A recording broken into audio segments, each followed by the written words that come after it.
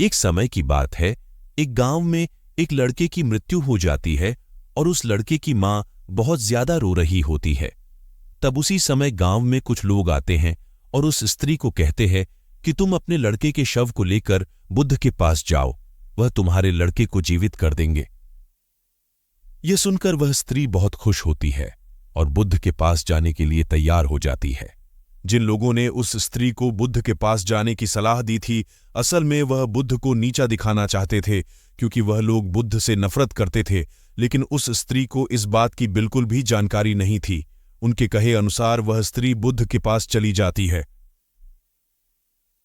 उस समय वहां पर बुद्ध अपने शिष्यों को उपदेश दे रहे होते हैं। वह स्त्री सीधा बुद्ध के चरणों में जाकर अपने बच्चे लड़के के मृत शव को रख देती और कहती है कि मेरे बेटे की मृत्यु हो गई है, मुझे मालूम है कि आप इसे जिंदा कर सकते हैं। दुनिया में ऐसा कोई भी काम नहीं है जो आप नहीं कर सकते। आप परम ज्ञानी हैं। बुद्ध पहले उस स्त्री की बात सुनते रहे और वहां बैठे उनके शिष्य और अन्य लोग भी बुद्ध के जवाब का इंतजार करते रहे। थोड़ी देर बाद बुद्ध ने कहा कि ठीक है, मैं तुम्हारे पुत्र को जीवित कर दूंगा। यह सुनकर वहां बैठे सभी लोग हैरान हो जाते हैं कि क्या यह संभव है।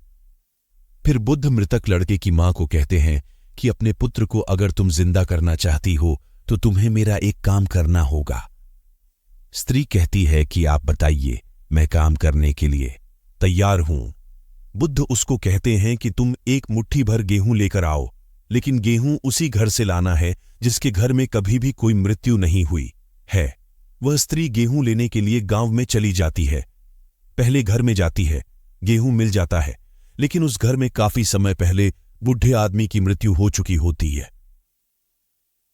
ऐसे करते करते हुए काफी घरों में जाती है, लेकिन सभी घरों में कभी ना कभी किसी ना किसी की मृत्यु हुई होती है। अब वह इस तरह समझ जाती है कि ऐसा नहीं हो सकता कि किसी भी घर में मृत्यु ना हुई हो। जिस घर में किसी ने अगर जन्म लिया है तो उसकी मृत्यु भी अवश्य हुई होगी। फिर वह स्त्री भी बुद्ध के पास चली जाती है और वहां जाकर बुद्ध के चरणों में जाकर बैठ जाती और कहती है कि आपने कुछ भी नहीं कहा, लेकिन मैं सब समझ गई कि जिसका जन्म हुआ है उसकी मृत्यु भी अवश्य होगी। चाहे वह इंसान सुंदर हो, करूप हो, बूढ़ा हो, जवान हो, अगर उसने जन्म लिया है तो उसकी मृत्यु अवश्य होगी। मुझे इस बात का ज्ञान तो था, लेकिन मैं इस बात को मानने के लिए तैयार नहीं थी।